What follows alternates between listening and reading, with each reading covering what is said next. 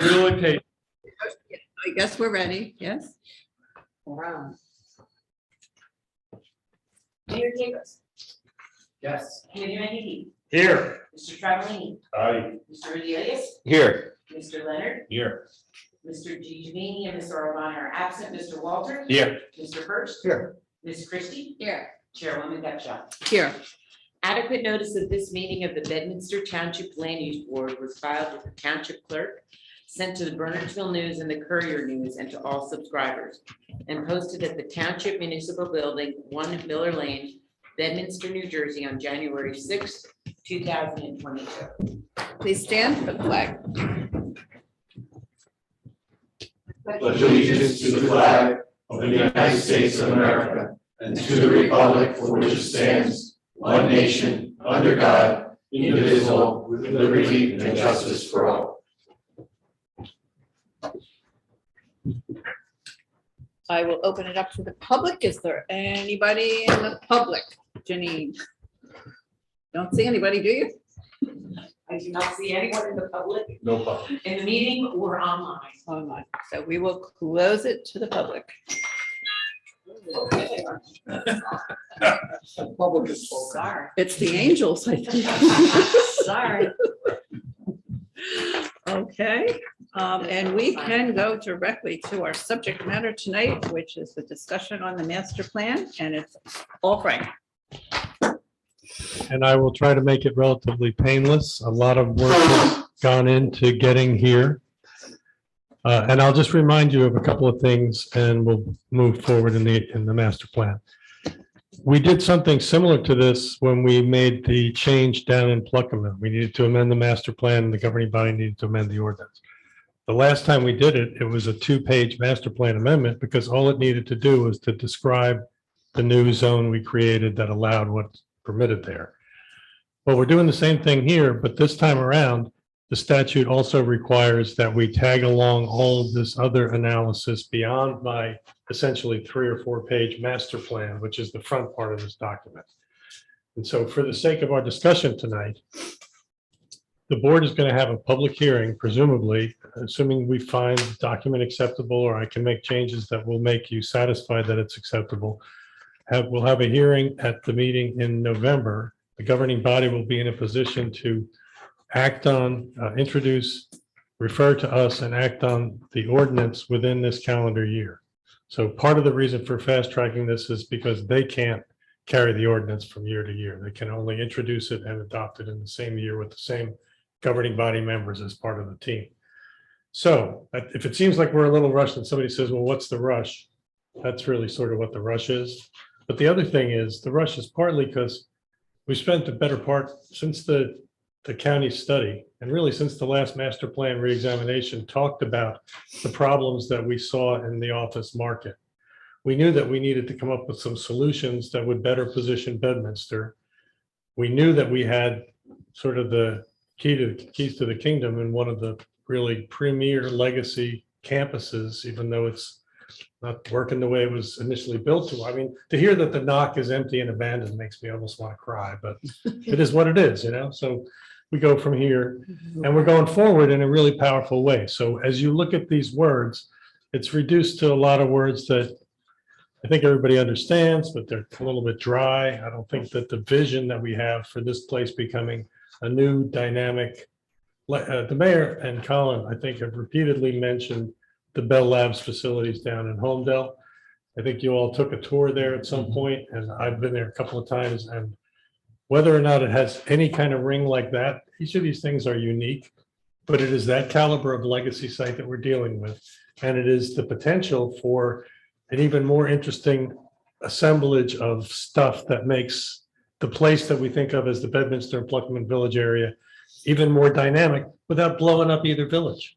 It all will happen in between the two places on lands that are, you know, you'd never get somebody to build the infrastructure to get you in there like this today, but they did it already. So we're just going to use that. So the encouraging thing about this is with the help of the county, which I think has been really very, very substantial. The work they did, it not only helped point the way, but I think even down to Walter's latest recommendation about some minor last minute tweaking to make sure that we permit the kind of pharmaceutical and biotechnical and biopharmaceutical engineering stuff and manufacturing processes that will make it clear that we want to allow those things here.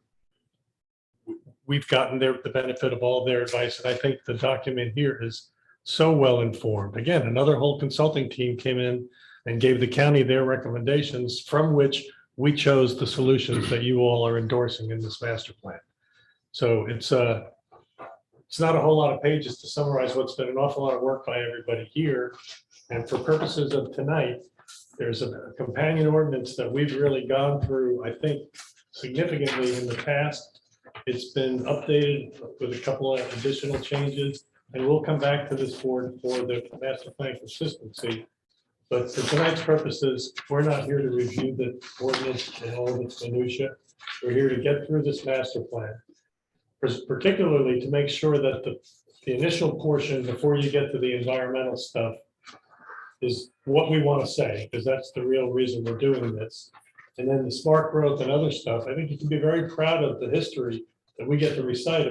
The state's trying to accomplish all these things that they want to make you do. We did them 20 years ago.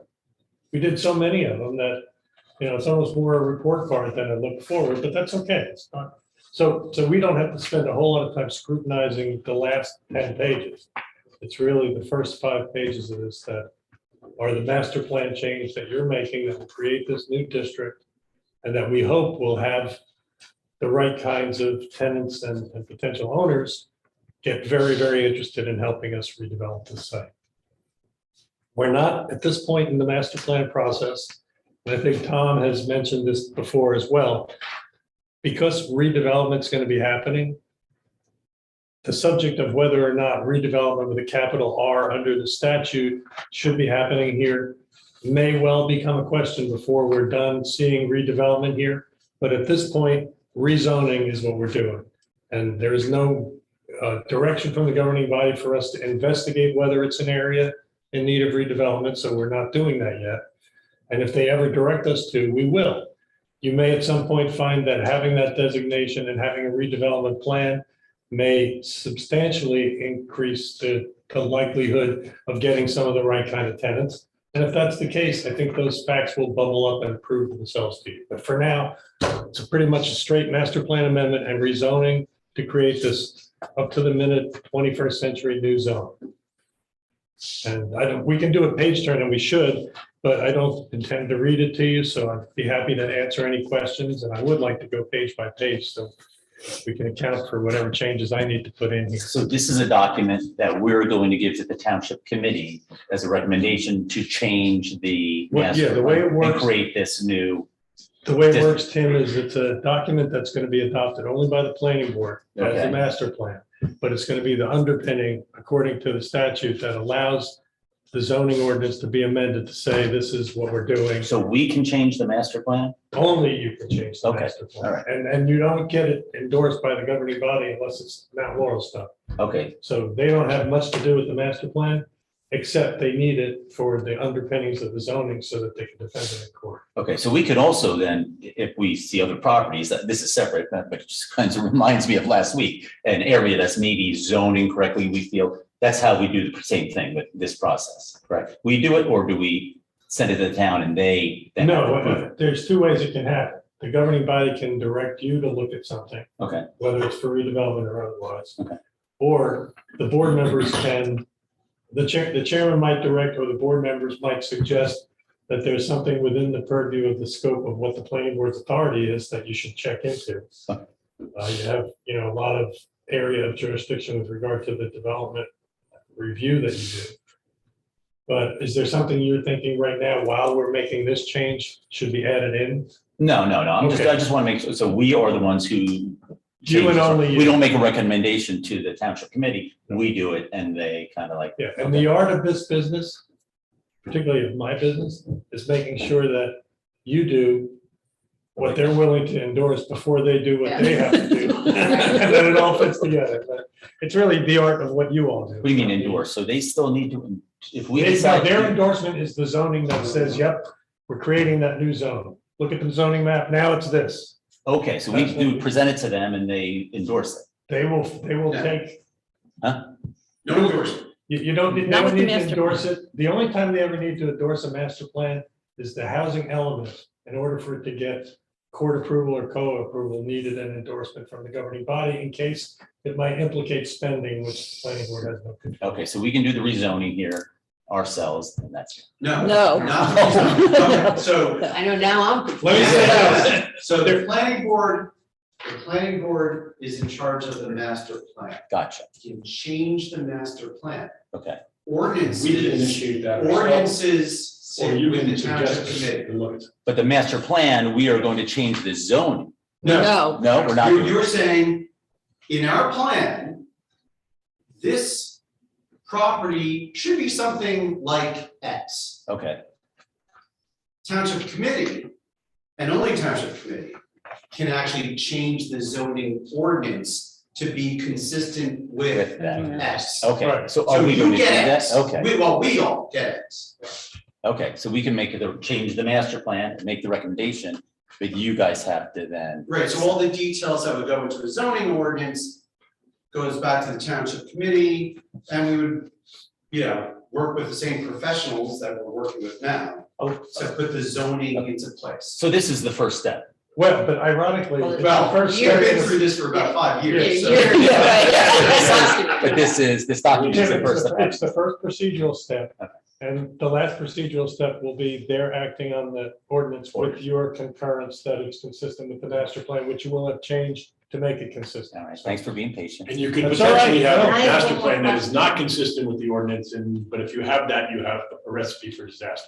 Well, the governing body can endorse, can adopt ordinances that are not consistent, but they have to do it with a reasons resolution, which is essentially a little mini master plan about why it's appropriate to do something the master plan didn't say to do. And just so everyone knows, so last week, our very own Frank Badge was highlighted in a appellate division case? Yes, An appellate division case on this very issue.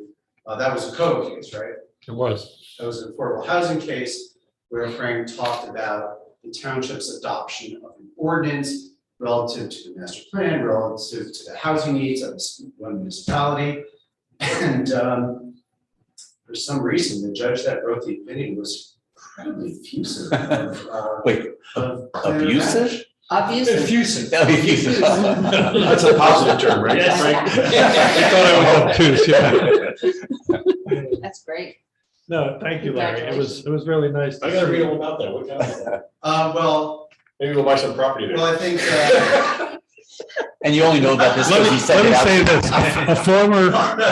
a former Superior Court judge, who now practices law but is not a judge anymore, called me up after he read that decision and said, congratulations. And I thought he meant because your side won, right? If you work for the town and the ordinance is not stupid, you always win. That's the way it works. You have the presumption of your ordinance being fair, not being arbitrary or capricious until somebody proves it is. So our proofs, usually if you base them in the stuff you've always based your plans in, well, look at Kirby. I mean, people said you could never defend 10-acre zoning, and now we effectively have 25 or 30 acre zoning with all the deductions and everything. So, but that's not something we need to brag about here. It's a We all know logical that. occurrence. A couple of points of reference, if I may, about this. You decided to put a label on this, and you're calling it Research Development Office Laboratory. I'm a little bit concerned by only using the term laboratory. We're trying to focus it towards the life sciences as opposed to the potential for technology, whether it be telecommunications or any kind of technological development. Would you have a problem adding the word laboratory/technology to this description? So we're a little bit more. Tom was the last one to wordsmith the title, so I'm going to let him be the first one to weigh in on that. He's there. So did you hear me, Thomas? Yeah, I heard you, Rich. I mean, I don't have any problem. It is in the permitted uses, so I would So like, that's- I think there's some kind of acronym that comes off of the name, you know, that's almost pronounceable, Yeah. so. Yeah, does anybody, I does don't- anybody disagree with me? Because I disagree, I don't think it's necessary, I think it's already built in. I mean, Okay. I think it's explicit. And I will say, I had my hands on this part, where I inserted the high technology uses into, this version, the key uses on page 2. Can I ask just a general question before we dig into the pages? Because I know that there are many properties that no matter what they do, they have to come before us to get our approval again. Like, well, even if they don't need a variance, they still have to come and get our approval. Well, this Review. site, based on the change of our master plan, will they be able to just go in and follow the master plan, or do they need to come before us and tell us what they're They doing? still need site plan. Site plan. Every change And that that's they planning make board, to right? what sits there Yes. Yes, will that'd be be- If subject it's of some consistent kind of. with the master, it's consistent with the zoning ordinance, it's planning. And that's what you want, is set up something so it is. But they can't do it without getting the approval of this board each and every time they want to make a change. Right, now Okay. there are tools like a general development plan. That's okay, just as long as we're involved in some way. Yeah. I'm not looking for the minutia, but just in general that they can't go, we're not approving something that allows them to go up and build what they want. No, Not they at have to all. come to us Oh, and they have to, absolutely. like some of the other properties do. Site plan. Thank you for clarifying that. So as a follow to my question, right, so I'm reading through the uses here on page 2 a little bit, so. Uses seem to be broad enough to include everything that we've been talking about with the county, with the consultants, et cetera, so that's cool. The computer software and hardware, so, Rich, I remember you had mentioned chips, so we made sure that it was, that the laboratory use or the high-tech uses would be electronic driven, computer driven, and software and. So that's very broad, so that's cool, I'm comfortable with that. Let me ask you about production / assembly, and again, we're not using the M word. But production and assembly, can it be independent of an operation, or does it have to be in conjunction with the basic R&D? As I read it, it has to be in conjunction with it when I read through it, but maybe that's what I took away from it. This last To one? support, the way it so it's reads, focused. it says Are related. also permitted related to the fields of these things, doesn't necessarily have to be related to the ongoing R&D, it can be as long as it's related to those fields. So in discussions with the county, and there's a word here that's missing. Right, aseptic. Aseptic. So, I'm meeting with, the county economic development, team. And before that, we had some discussions with folks at Rutgers and this meeting, and Colin was at this meeting as well as Paul Ferrero. And Janine over at AT&T. So we actually met with AT&T reps with the county and sort of walked through the property, and that's where it's empty. So when we just start with that, Frank alluded to the fact that. But they didn't move yet. It's empty. There's 6 people in there. The building, the room, the offices, there's a couple big, Working from home until the new facility? there's a couple floors where there's still some offices and desks. Most of the floor space was empty. That means the desks have been removed, the chairs have been removed, everything has been removed. So you're walking through, right? We're all walking. echo, you can, yeah. Oh, So it's not that there wasn't any people there. The office stuff is gone. The GNOC, oh, everything. the GNOC, I think most of us have been through the GNOC. Did they cut it? Did they take all the parts out? Okay, so here's the interesting thing. Those big, We discussed those big flat screens and all those this. flat screens, Not flat. they weren't flat screens. Where were they? The wall was the, Projection screen. was a projection screen. So behind that wall Oh, it was rear projection. was rear projection, and they had scaffolding with rear projection. And the facilities manager for AT&T was so proud that we all thought that they were, Yeah. that. Yes, we did. TVs or Yes, we whatever. did. Yeah. Which you realize when it was built 20 years ago, didn't exist. Yeah, that was high tech. So the knock is empty? PA called Ghost Town in the Clay. We have that right over here. Yeah. By the way, that was mentioned a couple times. Yeah. They've already turned down movie shoots because movies wanted to come in there and use the big old empty space. They turned that down. There was a comment about Wii Sports, some other references. So the building's empty. So I come, How does that square up with them supposedly moving across the street? I was just wondering that too. They're still considering what their back to work strategy is. What do you mean, is what you're saying is not only were the people working from home, but they took the desks out? Or are you saying that there were no employees? when we were there, Well, I know there were no employees there, right? But there's two possibilities. One is that they were so remote that AT&T took the desks away. Or two, that there just were no employees based or working in some theoretical way out of this location. there were employees that are assigned to that location. When we were there, there were a couple people sitting around at some of the desks that were still there. But most of the employees are working from home. But they will be assigned to the 230,000 square feet up on 206. So in And other they're, and they're, I think from what I understand, they already started making improvements there. When is their lease up? And is it this month or next year this month? Next year. So it's just gonna sit, all right, maybe we'll get out of it. So, I mean, it's a little bit unusual that employees, that companies have basically said, there's no workspace for you to come to for the coming year or the next 14 or 13 months. When most companies are trying to come back for a number of reasons. They are doing that, but realize, first off, this is what they sell to their customers. So they're at the forefront of work anywhere, anytime, from any space, right? So they've been doing this for 20, 25 years.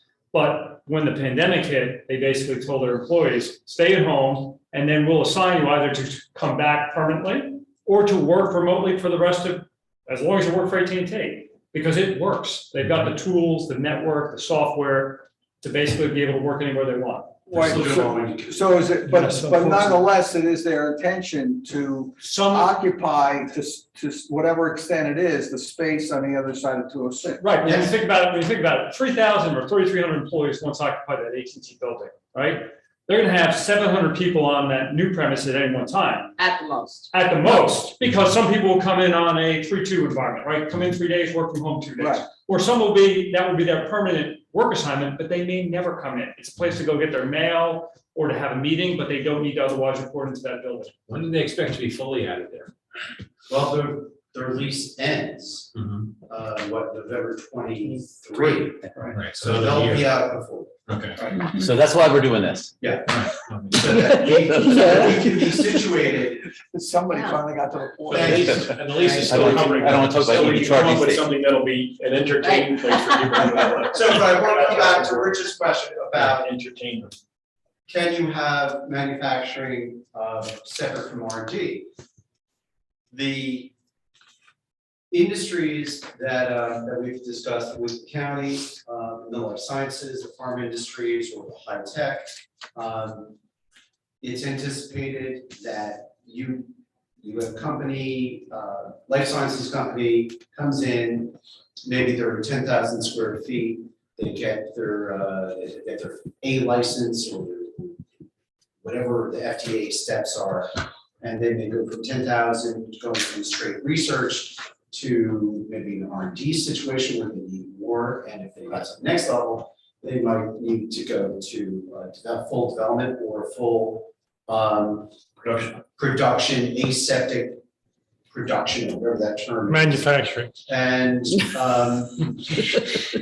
I'm sorry. Right, That's but that's what they call it. It is what it is. so, yeah, they could grow out of R&D into something else. No, aseptic, there are no microorganisms. It Right. kills the bacteria. It's all it's clean. So the concept is that you can accommodate those developments and those uses at this campus, and that there's a symbiosis.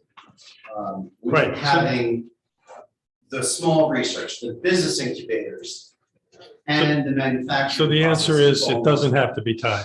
If it's in those fields, the related Okay, so activities. here's my. Go ahead. I come in there with an R&D operation, I want to build some whiz bag. Could be a pill, could be a chip, could be anything in between, okay? I got a whiz bag that I'm researching, et cetera, and we developed the whiz bag. We go get funding for it, we got the capital to advance the development and into production. I wouldn't want to see us lose the tenant because they went from R&D to production. And I can only be there for as long as I'm doing R&D, and the day I go to production, I have to find someplace else. That's one scenario. The other scenario is that the R&D can be done down the road, maybe in Warren or someplace else, and they don't have a facility large enough for me to convert to production, and we do, and we can actually attract that somebody who's now just phased from R&D on the whiz bang in Warren, needs space to produce, and I can do that here in Bedminster. Yes, Yes to all of that. yes. Beautiful. Okay, I'm on board. So we do need, That's 7 years to get to that, yes. Yeah, yeah. But I want long-term leases, right? So I Yes, want you somebody do. to come in here and Right. develop their whiz bang because they got a 3-year window to develop it, and And then they gotta they're move. gone. They gotta move. now in theory, there's room to grow here, so you'd want them to grow here. Yes, we certainly. stress that we want them to Aseptic do the pilot. manufacturing that the mayor mentioned, those are 2 words that are now in the draft ordinance that we need to include in the master plan on the second page, in the second paragraph from the bottom. So that after aerospace technology, comma, aseptic manufacturing or other emerging high technology industries. And by the way, that was a specific, that term, Why aseptic? Man? Aseptic manufacturing? aseptic. Aseptic. Just has to be Aseptic means essentially that it's done in an environment free of bacteria and microorganisms, so it's a clean Contained. manufacturing process, and it has to stay clean in order to work. Now, they can do It that, looks but they like have to do it within a sci-fi. clean room environment. Right. a, okay, all right. So, and that So it was could a be any term- kind of drug That development. was a RNA. term that Walter Lane and Jessica Pellini from Somerset County and Rutgers, which is actually promoting this process or this industry, and they're trying to work with some of the large companies like J&J and some of the other New Jersey Standard Pharmas, and smaller companies. And that was a term that they thought was important to include in order to attract those types of uses. And weed out the others, yeah. Well, not to weed out the others. It's kind of a key word. If they see that in your ordinance, they're gonna say, that's where we're going. We understand what that means. Because we know what that means. And that the Wall Street money or corporate money will be like, okay, yeah. They don't want to spend hundreds of thousands of dollars to decide if they can do that. Yeah, right. If you right. say it in the You're ordinance, they specific. know They it. do it, They don't yeah. have to come and discover that for themselves. You're opposed to it or in favor of it. It's clear. Okay. Mhm. And that would be Yeah. manufacturing without tremendous amounts of traffic. So on that very subject, so remember we did bring in Matt Seckler. I spoke with Matt 2 nights ago. No. Yeah, 2 days ago, I'm sorry. And we sort of ran through the numbers and. Traffic engineer. The traffic, that's our traffic engineer with Chuck Lebo. Life sciences, whether it's R&D or manufacturing, you might have a little bit of a sway between them, between 1, at the most 3, but that's a super conservative number, 3 employees per 1,000 square feet. And he said it's more likely going to be 1 to 1.5 employees per 1,000 square feet. because the question I put to him is, we go with this 2 million square feet of development for the life sciences, high-tech campus. Are we gonna end up, are we gonna have a deleterious effect compared to 3,300 employees working at AT&T, arriving between 8 and 9 and leaving between 4:30 and 6 o'clock? And he said, having gone through it, looking at the uses in there, said you're way safe. And also because the work egress and ingress associated with these technologies or these uses is not show up at 8, between 8 and 9, and leave Right, between that's what I 5 and 6. Right. It's spread out over 7 days, it could be night, it could be shift work, the other stuff. He said this, those uses, the employment functions of those uses, and the existing transportation logistics, essentially having direct access to 287, said no greater impact, or probably significantly less impact than what AT&T is for operation. And I really know now for this whole traffic issue, because, you know, the other day on Lamington, like from my side of Lamington across the Main Street, there was a backup from about Bedminster Pizza to the intersection, which caused us on Lamington Road not to be able to go out onto 206. It's a lot of traffic. Yeah. No, that's a lot of traffic, you know, so I mean, that's why I'm talking about traffic. And- Right, and that's why we sort of use traffic as, you know, reverse engineering from the traffic concern and figuring out how the Absolutely. uses and how the floor areas will work with that. Yeah, I'm fine with all this. I just want to keep bringing that up because we're kind of almost, I think, kind of maxed out on that intersection with at least going east and west, you know, on Lamington. Now, hopefully the people that were in this new development will get on to 87 and not go up to 80. It's the going up to 80 because then we're gonna have 4 sides, well, 3 sides back up. You will have a diversity of uses, meaning that the peak hour won't be the congested period. And that'll be great. That really will back off. I mean, it's not gonna make things better, but it will make them worse in the worst times. But even if it's a couple of hundred tractor trailers, and that's Oh my a lot of gosh. tractor trailers. Yeah. That's my nightmare. Even if it's a couple of hundred tractor trailers over the course of a day, it's not 3,000 cars over the Rich, course of a day, Okay, coming which in is and 10 out. times that amount. Rich, I Coming in and out. personally lived on Old Stonehouse, which You is had to where. say tractor trailers? Yeah, yeah, you did. That's the reality of it, yes. I verbally, I have to say it, because as you're going up that hill on 280, on. Listen, I hear every truck go through every gear through my back. If I'm sitting in my backyard, I hear every truck go through all 18 gears while they're climbing that hill. I understand. And you're fine. And in the middle of the night, you hear them going through every Yeah. gear. And you're fine with that? But in terms of traffic, I'm not worried to talk about the noise. The noise, if you live in the airport, you can't pick the color of the planes, right? I live off of 500 feet from 206. For 28 years, it's my existence, That's what did it to you. right? I live 500 feet from 206. I'm not gonna complain about the trucks. I might as well bang my head against the wall.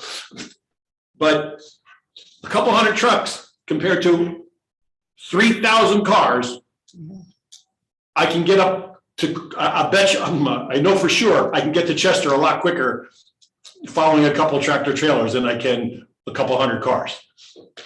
Well, I think that we can put that conversation. Yeah, we could, You know, but- on another day, that, I think these are, we're talking about the uses. Right. But, you know, and I'll stick with the uses, but I Yeah, and just I gotta would, remind everybody about that traffic.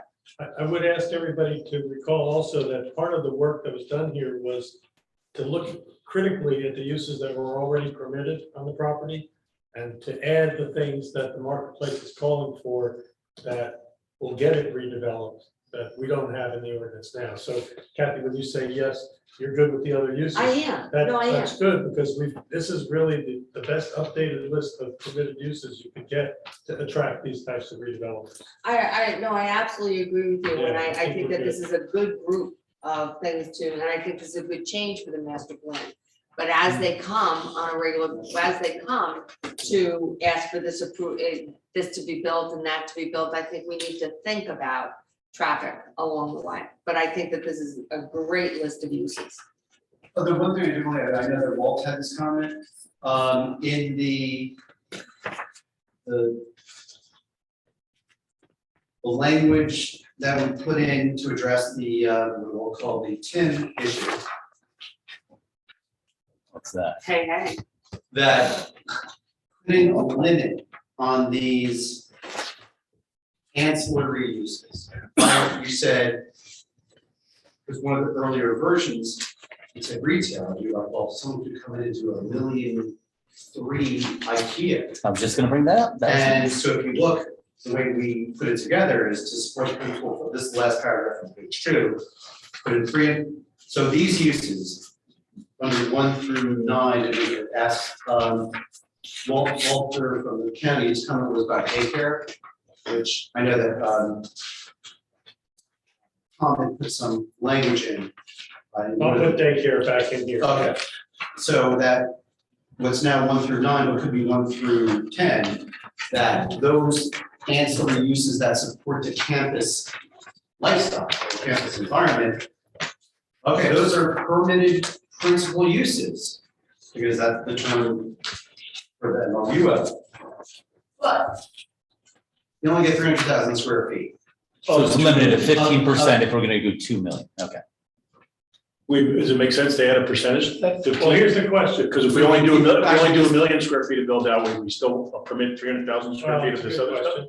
Well, one of the things, and we actually looked at that, issue, that was a conversation that we were still having, we'll try to work it out in the ordinance, is that it just gets too, frankly, it gets too complicated for at this point to whack up the percentage. But one of the things that we did say, and this is an ordinance on this right here, you can't apply for any of the 1 through 9 uses without having a site plan that addresses the life sciences, high tech. So it's up to 300,000, as you're saying, right, at full build out. And you know, At full build out, Here's up the to question. 300,000. no, but you don't know how it's gonna be built out. That's why we didn't do a percent. So the gym can't move it first, But be the first building going in.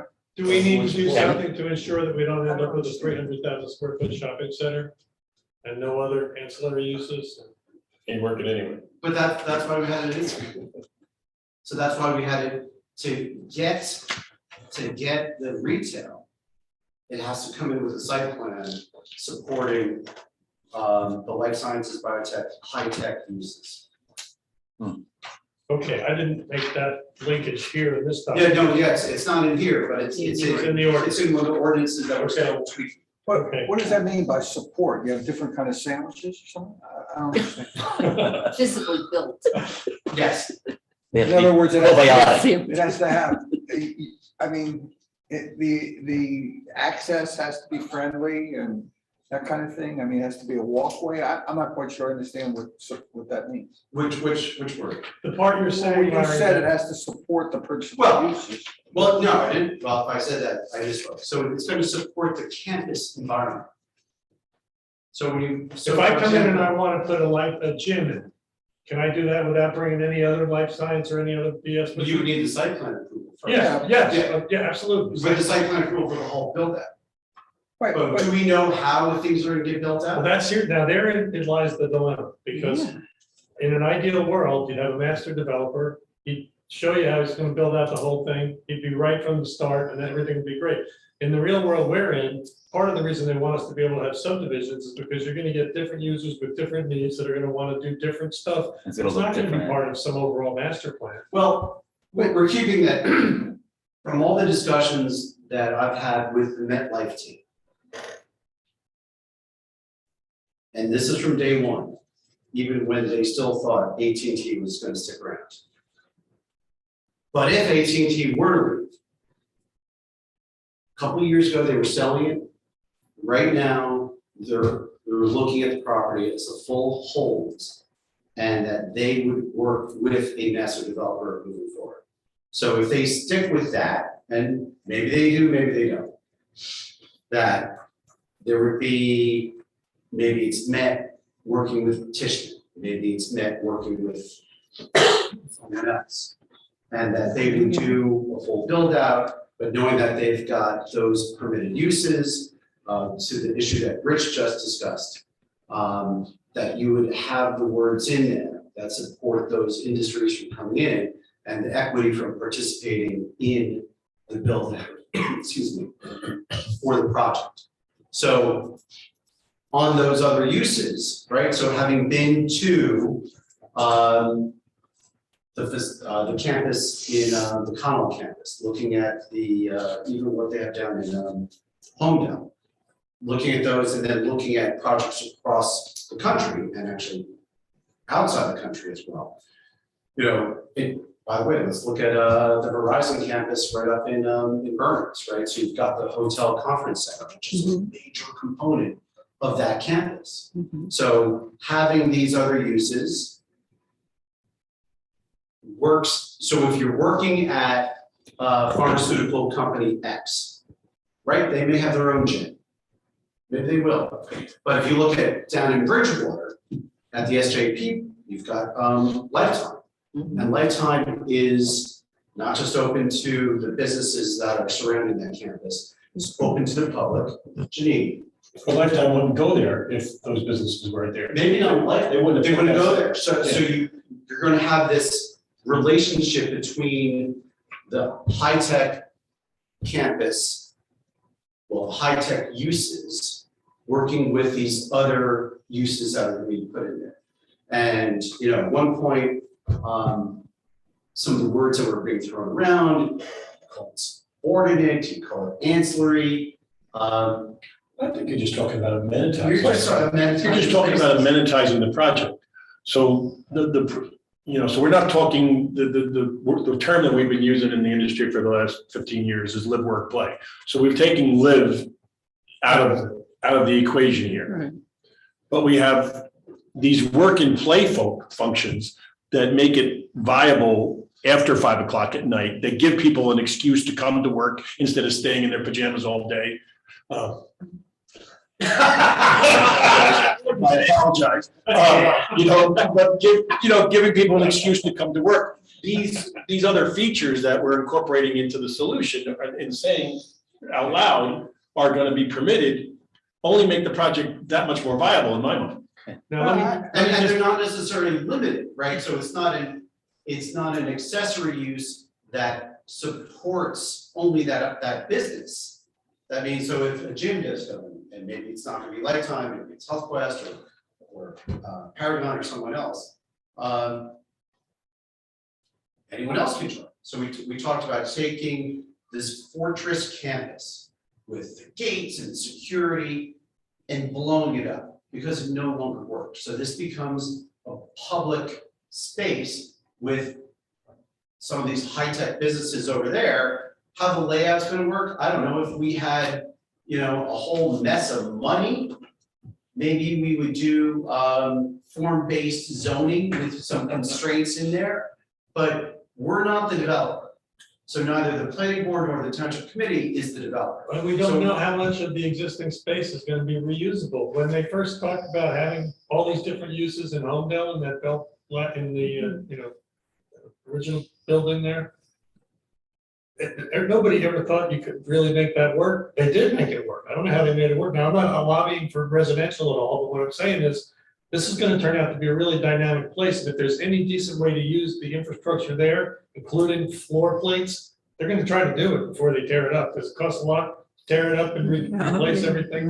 And the way the infrastructure has been blended into the place, you can have massive crowds of people getting into and out of that site and the parking, because that's what it was built for, right? So if you blow all that up, you gotta create another whole version of the same sort of things. Frank? When I had that question, I put that question to Met. They think it's good. And that won't be with their money. Yeah. I guarantee you, they won't tear it down with their own money. That Met, this is the owner. This is Met speaking from the owner's perspective. Well, I remember. I'm sorry, what did they say, Larry? It's They not want to as- tear it down. It's not as unique as Homedale. It's gonna be a tear down. No, no, not at all. With the indoor spaces, Oh, it's I'm not, not saying it's it's not not as unique. unique as Homedale and have as much potential. This is like straight office. It was headquarters. It was always headquarters. Right. It was not. There's a lot of common areas, there's a lot of lost square footage there. if I remember Atriums, correctly. Yeah, Atriums, wasted space. but wasted space. Yeah. So it doesn't work as a multi-tenant office building, number one, Well, that's the biggest problem with these single users is. right? And number two, how does it break up into multiple users without being inefficient?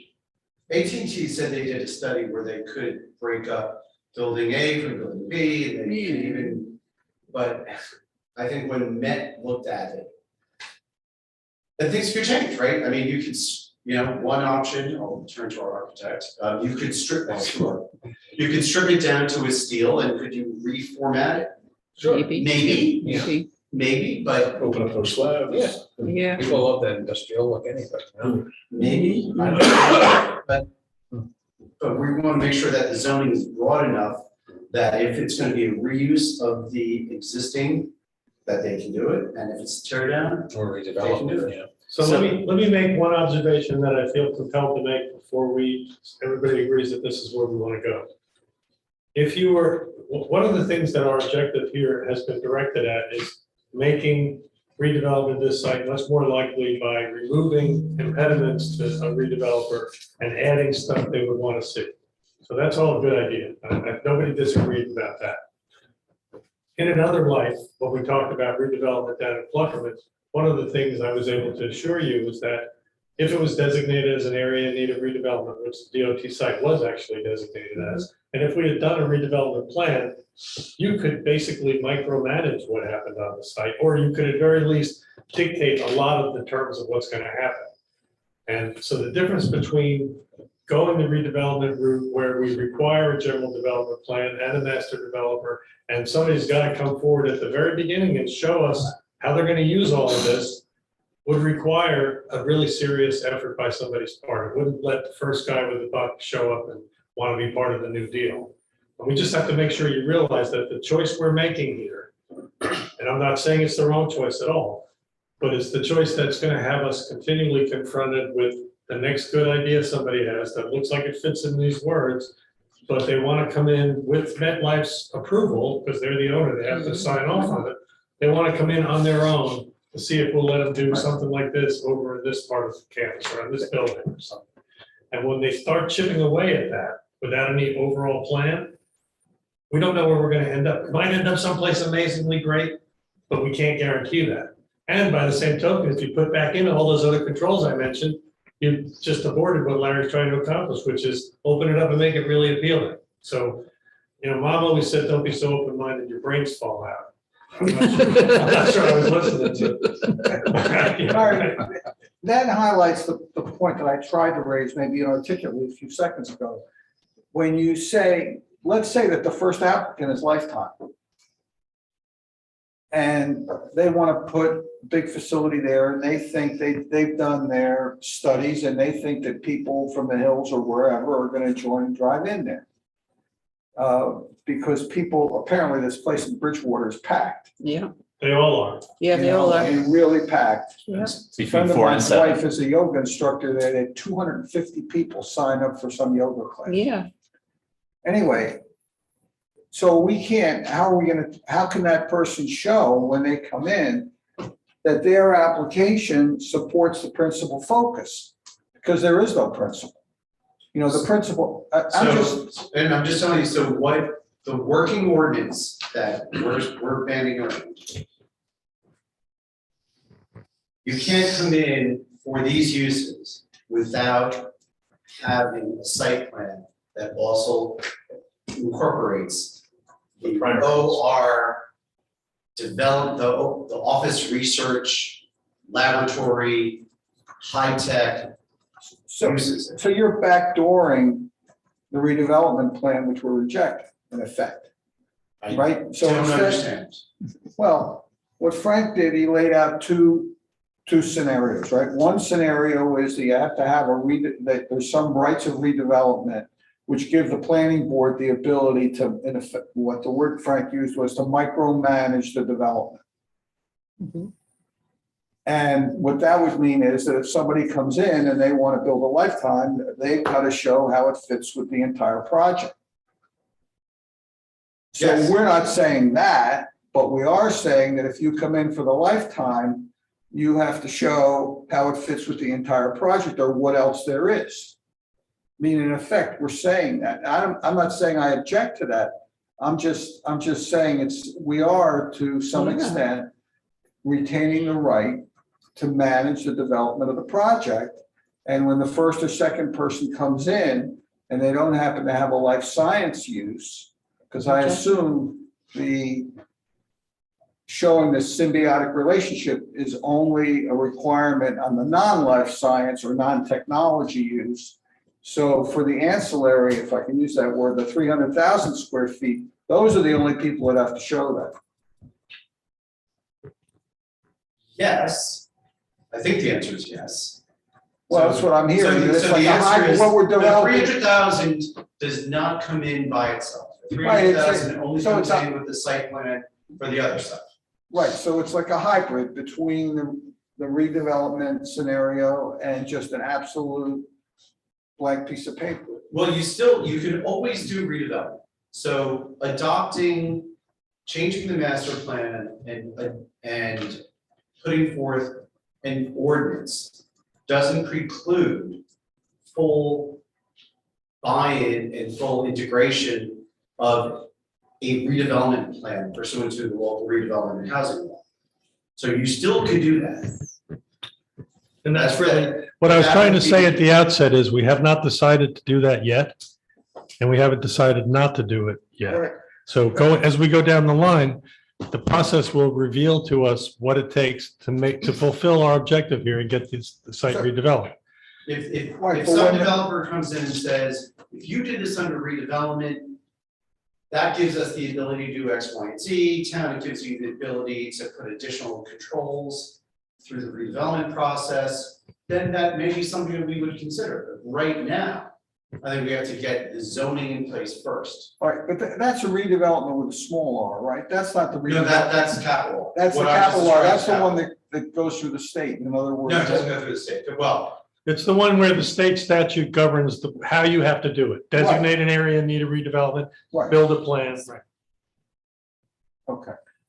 But I think the word in this paragraph here is that these functions are intended to enhance the primary function, not the other way around. All right, so in other words, when someone comes in with a lifetime an application for a lifetime, and they're the first Absent a more applicant- comprehensive one. They just come in and they say, we have a corner spot and it fits real well. We got our parking, we have everything in line. We want to put a lifetime gym in there. We want to plant our stake and we think if we build it, everybody will follow. The answer is under the zoning ordinance, you need a variance.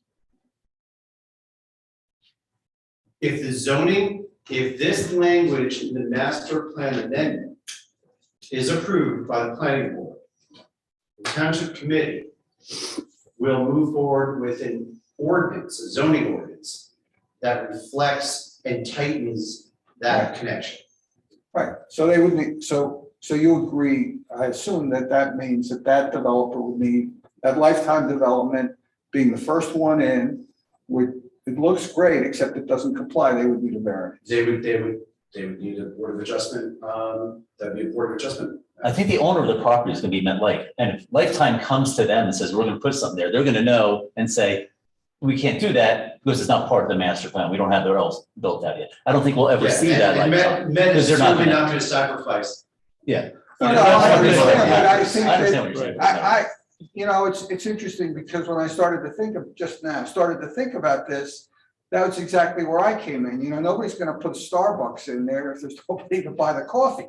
However, somebody could come in with with a lifetime gym, and if I'm MetLife, I think there's a 60% chance, I would say that's great.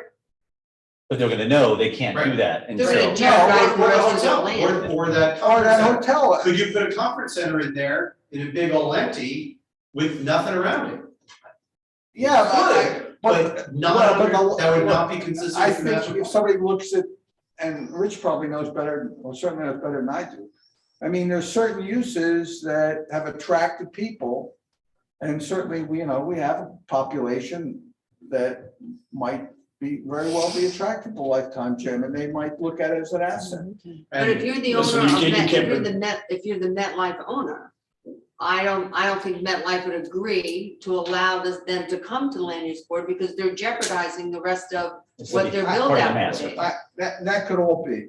But if you look at Connell, I think they have a gym there, I'm not sure. Lifetime was there before the latest round of Connell renovations. Right, Lifetime's been there probably 20 years. and S&P, he's got, 15. what's his name, Steve Brzezicki, he's got that Lifetime there, hasn't hurt his development. I mean, I would think that a Lifetime gym would be a positive from MetLife's perspective, if Lifetime's willing to plant their flag there. And It could be. And if they want to present nothing but a Lifetime or something similar, it wouldn't be PB, it would be planning board. Right, Board of Adjustment. And this Right. steam body, less esteem without Colin and me there. Really?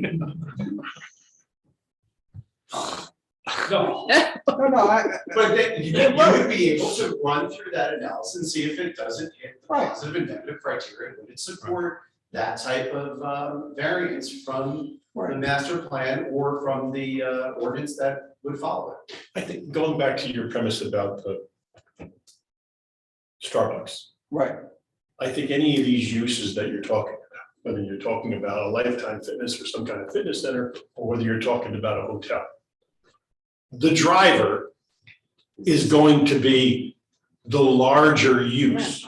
I agree, and I think Right, Lifetime, so- I agree. And again, we're not here, I can't guarantee that, we're not gonna legislate that necessarily, if No, somebody wants to I- come in and take a risk I- on something like that. But I think the driver, because most of the hotel development, for example, is driven by people like Roche in Branchburg, who's looking for more rooms. It's driven by users who can promise X number of rooms per night before they build the hotel. That's correct. I agree that there are very few uses like the Lifetime. But and again, I'm not a developer, but I could see if it was placed strategically and it didn't impair the rest of the development, if Lifetime came in with a checkbook and said, we want to do this, I could see MetLife saying, yeah, that's a great idea. Well, let's see what happens. Right, and then they would That come way they to. get- give them a variance. I think you might find somebody put a stake in the ground and say, I want to reserve that corner of the property until this project is more developed. Mhm. I can see something more like that. Well, maybe they write a check for the option, look, who knows? I think tonight we're really just talking about Yes, these and uses. just a stake in the ground. Tonight, we're really just trying to get through 3 pages. Exactly. How are we doing? So I see 2 million with question marks and bolded. Is this something we should address? Yeah, we need to answer the question, is that the right number? I think we decided it is, right, Larry? Number 2. Yeah, so what Paul came up with, and this is once again in some of the working drafts, and I think Paul may have discussed this maybe at our last discussion on the subject, was 2 million with a, 1.8 million with a bonus to 2 million with the structured parking limits. And at that point, we talked about no other bulk variance, bulk restrictions, right? Yes. Now, is that a lot, George and Rich? Is that a lot for that size property? Is that a lot of space? My question was gonna be to, and Larry talked to Matt and Chuck. So when you say 1 million square feet of office at 4+ cars per 1,000, that means 3,300 cars and all the intensity of 3,300 cars. When you talk about 2 million square foot of use like this, what are the traffic projections for that? That may only be 1,000 parking spaces. What's there now? How many square feet is there? But maybe 2 huge truck courts that can accommodate 50 to 100 trucks total.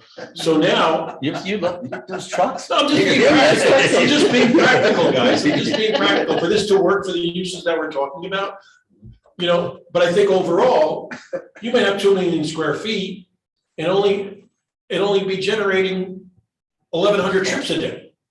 But I don't know what the traffic guy is telling us in terms of. How much room do we have there? What I put to them was AT&T with 3,300 employees. Use that as your standard. Worse, same or better. And they said, based upon this, better. Substantially better. Yeah, I did not ask them to do, you know, you can't do trip counts off of master plan and concepts. So that's why I said, look at AT&T, 3,300 employees, coming at 8 to 9, leaving 4 to 6. That's your standard, is it worse or better? How many square feet is there now on that campus? 900,000. Yeah, little under a million. But they had the approval for another 300,000. Yes, they do. So they could have gone to like 1-2. Okay, so we're looking about doubling that, but based on our predictions of use, it's not going to be as intense with the. Especially during the peak, but overall. All right. Traffic, because I think when we talk about some of the sustainability issues that you're talking about here, if you have a smaller parking field. Tax the cars. Right? If you have a smaller parking field, you may end up with less coverage, lot coverage Less runoff. in this solution than you would even under the current office solution. Now, they've got 1 or 2 structured parking. Two structured parking garages now, but if you did structured parking for whatever the conventional office worker or employee is gonna be using versus trucks. I didn't say it out loud. But I think, so we end up with less runoff. You're gonna end up with less coverage, less runoff, and so now you're starting to satisfy some of these sustainability issues, some of these climate change issues that we're gonna be faced with as well, is what I'm reading further here. Right. So, yeah, there's still a lot of questions to be answered, but I think the sense is it's gonna be much less dense. Frank, what's the height restriction? How many floors can they go on? I think you still got your 45. Yeah, 45 feet. No, They do a hotel? I thought Paul was moving it to. It was five stories. 55. It's definitely 60 something, yeah, 5 stories or 65, yeah. Okay, so if they put a Throughout? hotel there. Any building could be, or just a certain portion So of it? that's one ancillary that could, and we're I okay. I don't know, I actually put that question to Paul, I said, is 300,000 too much? Is it not enough? He thought Paul's position on that was, it's a great starting point. Okay. Let's, Alright. yeah, they can always come in and request a variance from that. That I see. Paul's idea was to put it not as FAR. Right, we don't have FAR here. We don't have FAR. So So it is what? it's floor area, so it's not. It's a floor maximum ratio, floor it's area. Oh, so just floor, but they can go up and that doesn't count. All right. No, no, it Well, doesn't. So you're talking footprint? No, It that still the counts. floor area all counts That's- in the you're gross total mentioning floor that. area. Okay. I'm Floor sorry. area still incorporates floors, Right. but by not doing it as a floor area ratio. It's and not doing a it as D floor variance. area, it changes the type of variance, instead of being, A D variance. a D variance, it's a C variance. But it reduces the proof that you have to bring forward in order to get the variance drops down in terms of how strong it has to be, which makes, again, more appealing to the potential developer. So explain the 300 again. The 300 is not floor area ratio. It is what? Total maximum floor area on the site. If you add up all the area of all the floors. Okay, whether it has heat or not heat, it's just whatever the floor space. It's just not a is. rate. Are we talking about the closets? No, let's not talk there. Oh, Let's not talk there. God, we were doing so good too. Okay, so 2 million? Yay? So what are we saying? Do we still leave it, say 2 million, and then the ordinance is where it says 1.8 plus more if you get the. That's the working model we have right now. But I mean, do you want it not to say never more than 2 million on this site? That's what it says right now. 300,000. Just 2 million. Limiting the site to no more than 2 million square feet of development. So then in your ordinance, when you say, well, you get 1.8 without more structured parking, and you can get to 2 million if you do more structure, That's just in the ordinance, but it's still within the parameter. Got it. So it is, yes, Tim, it is 2 million. There you go. Aseptic manufacturing. Paragraph. I mentioned before, I'm gonna add the words aseptic manufacturing. And I got the feeling that the one kind of uncomfortable area I had was the term that I used here, where I say to support the principal focus on business development. And I got the feeling that there's something more you want to say about why we're allowing these ancillary, as they were once called, recreation and lifestyle uses. What? I mean, we're there to support the business focus. I used the words I meant. They just didn't seem to have much punch when I listened to Well, everybody. we want to add one daycare, right? So it's 10. Yeah, that one I added on the end of the list, Mhm. but I'm just thinking of the language leading up to the list of uses. What the vision is for those recreation and lifestyle uses. If you think it's okay the way it reads, I wrote it, so I'm not bad with I it. think so. I think so. Yeah, I do. Fair enough. Hey, Frank, it's Tom. You also have to add hotel to the list of those types of uses. Hotel with at least 100 rooms for overnight accommodations. That's the first, That was Tom, number that's number one on the list. Oh, okay, you got it. Okay, good. Oh, yeah, and someone had a, I mean, this is really more of an ordinance issue, because I think you understand that 100 rooms means hotel rooms, not. Yeah, at least 100 rooms for overnight accommodations. If you have it, good. But and then do you have it as 300,000 square feet? Do you have that in there? Yeah. Okay, good. I don't know. And no gun ranges.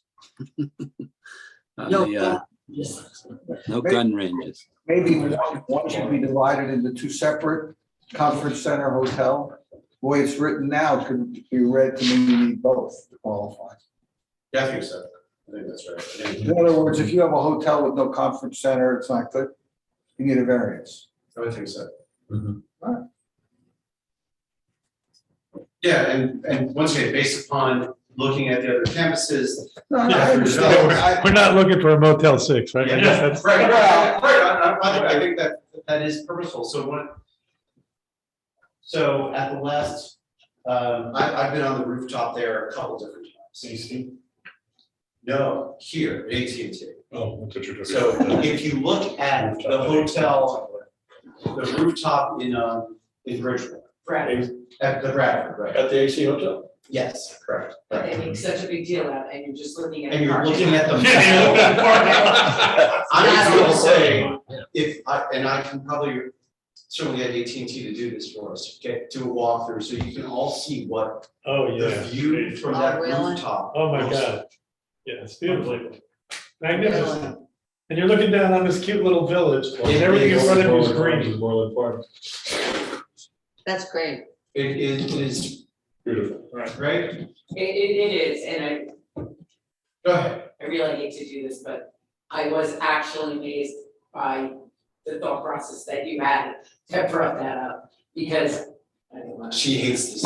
I hate, but it really was, because when the Bradford came out, it was, all the rage, but the first time I went out to the hotel, I thought, are you kidding me? I'm just looking out at the Bridgewater Mall and And the highway. there's the highway. there's- Yeah, still right there. There's some parking lots, and wow, that's really something compared to that. Even there isn't anything like that around here. I It mean, is. if there was a conference center or a hotel, that is. That's quite nice the to draw.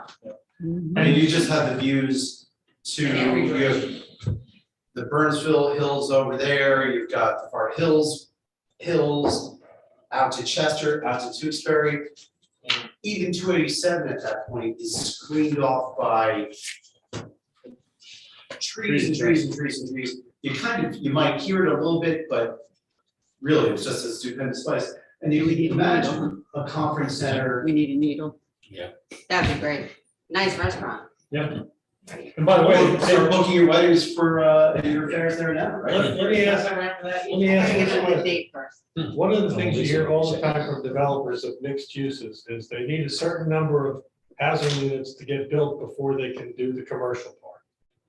We They got say it it. all the time, and it makes a lot of sense. They're trying to generate part of the market for the commercial. Is there any reason for us to think that this lifestyle stuff, rather than being limited by whether or not it comes through the door with the right partner, is desirable just to have somebody come in and create?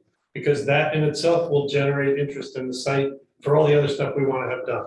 Because if it is, then we should delink it from language that says anything except what parameters are on the 300,000 square feet. If you don't want more than a third or half of it in retail, say that. But, and the ordinance would do that. That doesn't have to be here. That's what we just went over, isn't it? Yeah. So I'm satisfied that we've got what we need to have here. I don't know if anybody thinks there's anything on the first part of it. Anything else that we need to change? I'm good. I mean, I don't know if we need to change it, but you are, I don't know, is it redundant, but it says, you know, the non-residential, let me just read the second part.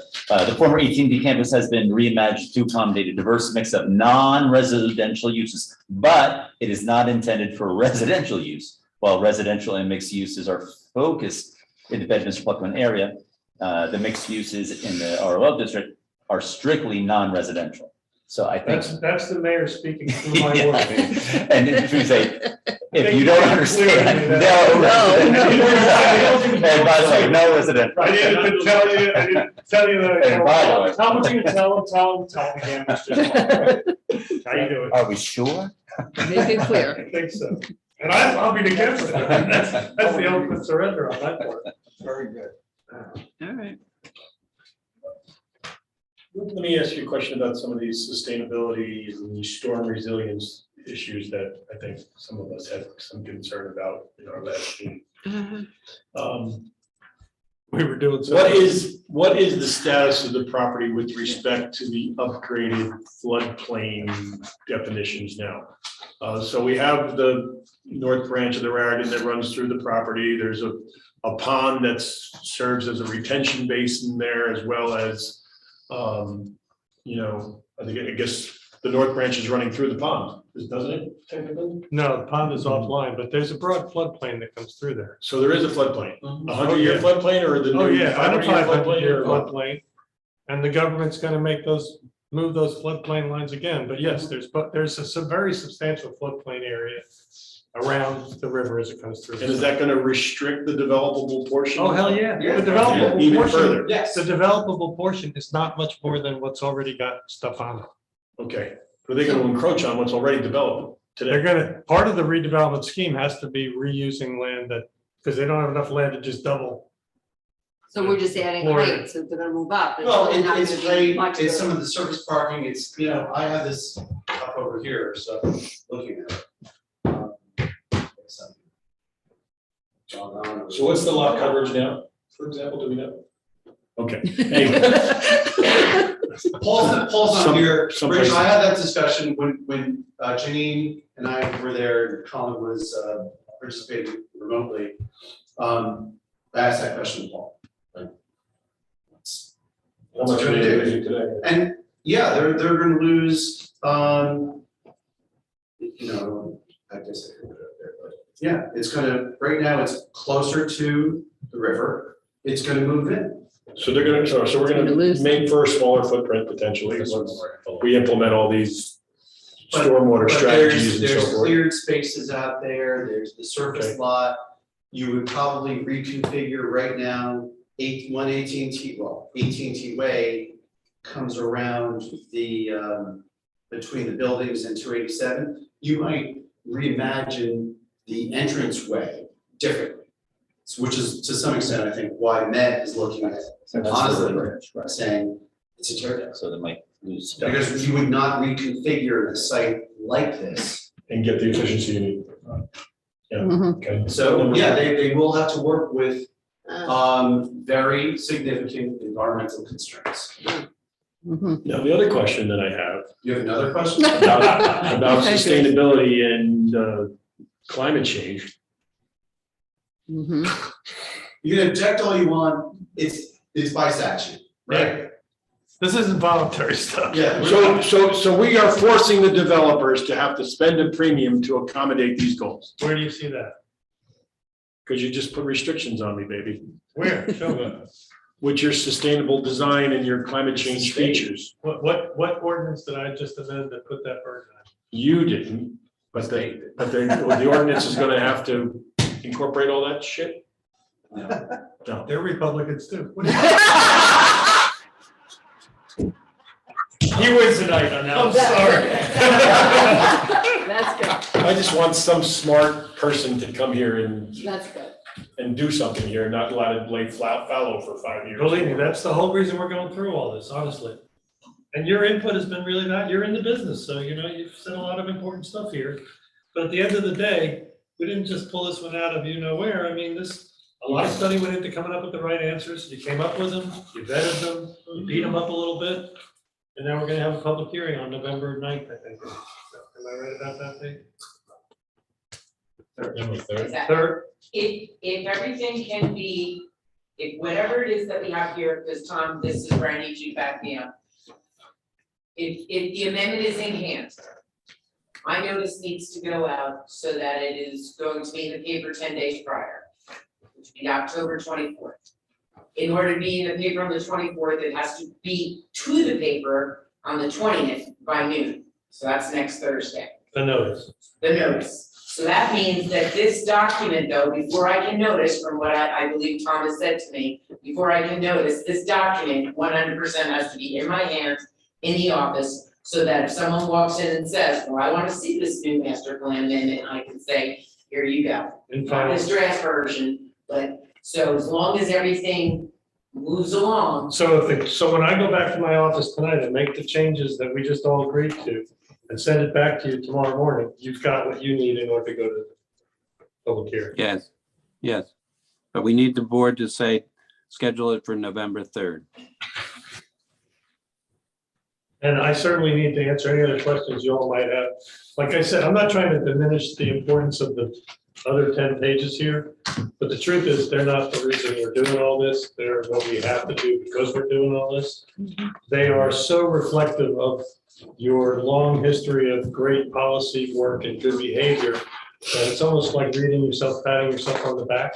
And glad we could write that. I think that's wonderful. And I'm happy to talk about it as long as you want to. And I think we've already talked about it more than we need to. So I'll leave that up to you all. Anybody else? Anybody else have anything? Now's the time to speak up. I guess, maybe Rich just asked that, but, so these provisions about smart growth and storm resilience, et cetera, they're not in our present master plan? Well, to whatever extent, no, there's lots of things about storm resilience and Well, you have these, so this is the amendment, this is language that's gonna be amended to the master plan? not necessarily, because typically it would direct what the change is. Like if you look at the first couple of pages, it says, go into the master plan and change this section to read this, add this new section to read this. This section that we're adding now doesn't have action items at the end of it. It doesn't say change the zoning ordinance to be this, this, and this. So what about the page, page 4? Go ahead, I'm listening. Yeah, from smart growth down now. Those are to a large extent, I guess, state imposed, but aren't they part of the current master plan and we're just amending the language or? Your master plan already does these smart growth things. Right, So this document is not telling you that you need to do something in order to be consistent with these objectives. It's more reporting the things you've done that make you consistent with these objectives. Okay. right, so the amendment to the master plan that's gonna be published doesn't include that language. Which language do you mean? With, this whole document is the amendment. if it's already in, well, I don't wanna be obnoxious. No, If it's already in Steve, here, I get what you're saying. We amended the master plan 20 years ago. right, We did that in concert with the state planning process. We got our center designations for the villages. We did all that stuff right. A lot of what you're reading here is telling you that in response to what the state statute says you need to look at, we've looked at these things. We have policies in place related to these things, and I'm reciting that. If you had none of those policies, you would probably see a document that was trying to say, you need to do this and you need to do that. So for now, you're not being called to action. I think that's part of what Rich was learning. You're just being repetitive. Is that by having that document? Is that the point? Well, no, you're satisfying a statutory mandate that you're not allowed to amend your land use plan again until you've taken stock of these items and reported on them. in the plan. So by creating this new district or new zone, by creating this new zone, we're adding all of these changes would reflect to what we're willing to accommodate, what we're willing to permit, et cetera. But in conjunction with those changes, all of this other criteria that we already have in our planning process is restated, because in creating that new zone, those rules still apply. Yes, pretty much. Yes, Yes, we're not okay. changing any of this. That's a really good way to put it. Okay. Got it. And if you have any questions about the maps, we do have an amendment to the land use plan and the zoning map changes, which really just change the color and the name of the zone on the location of the AT&T property. I have one extraneous question. Last week, we had the application for the Jiffy Lube on the corner of Lamington and 206. And to a large extent, the applicant predicated its position on the fact that their argument, stated otherwise, is that the property was zoned into inutility, even though they didn't capture it quite that way. So do we have any other pockets in the township that we feel are zoned in such a way that the governing zone is sort of an impossibility?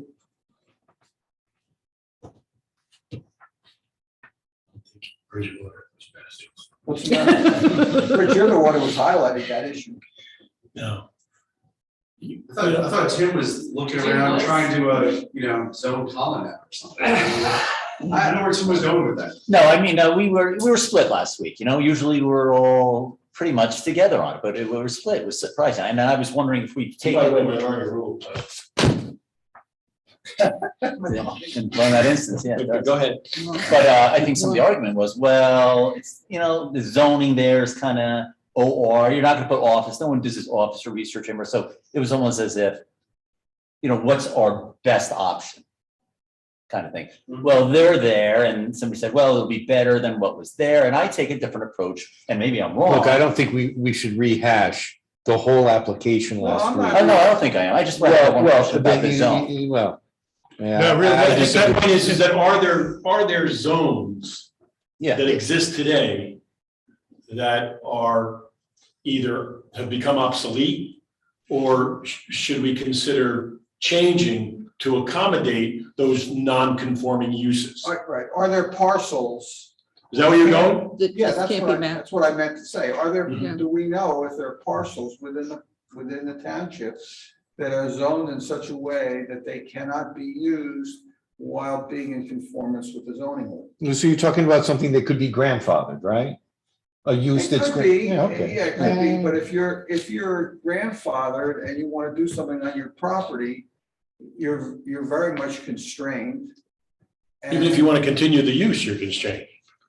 Pardon me, sorry. Expand the use or- Even if you want to continue the Yeah, use, that's what you may be that's what- yeah. constrained, or expand the existing You're use, you're constrained, constrained. you're really constrained no matter what you want to do. If Well, then you have a want to add hardship. a door, if you want to move a loading dock 2 feet or 6 the trucks. inches. You know, But then you have a hardship.